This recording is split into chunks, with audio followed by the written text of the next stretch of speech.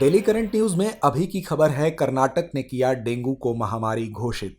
हाल ही में कर्नाटक सरकार ने डेंगू के मामलों में वृद्धि के बाद इसे महामारी घोषित कर दिया है। दरअसल कर्नाटक में इस वर्ष जनवरी से जुलाई तक डेंगू के 7,362 मामले और 7 मौतें दर्ज की गई हैं।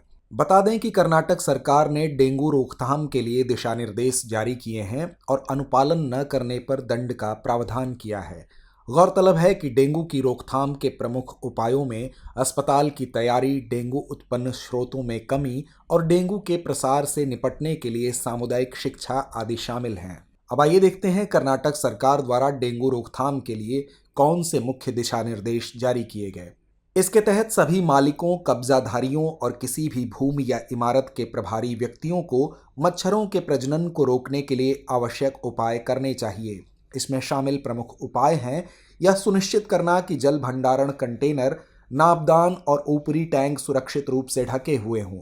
जल संचयन को रोकने के लिए ठोस अपशिष्ट का निपटान करना, खाली बर्तनों, अप्रयुक्त टायरों और अन्य वस्तुओं के भंडारण से बचें जो पानी को रोक सकते हैं और मच्छरों के प्रजनन को बढ़ावा दे सकते हैं। अब आइए जानते हैं डेंगू के बारे में।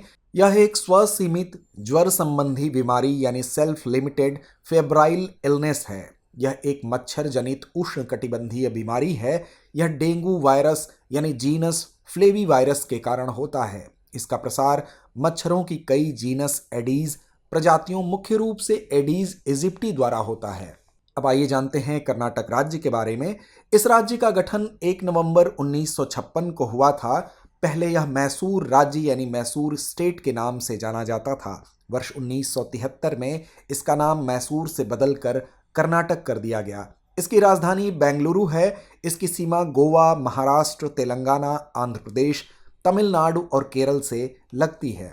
अंत में नोट करते हैं आज का अभ्यास प्रश्न। कर्नाटक के संदर्भ में निम्नलिखित कथनों पर विचार कीजिए। पहला कथन है, हाल ही में कर्नाटक सरकार ने मलेरिया को महामारी घोषित कर दिया है। दूसरा कथन है, इस राज्य का गठन 1 नवंबर 1956 को हुआ था। उपयुक्त में से कौन से या कौन सा कथन सही है या है? विकल्प ए केवल 1, विकल्प बी केवल 2, विकल्प सी 1 या 2 दोनों, या विकल्प डी ना तो 1 ना ही 2।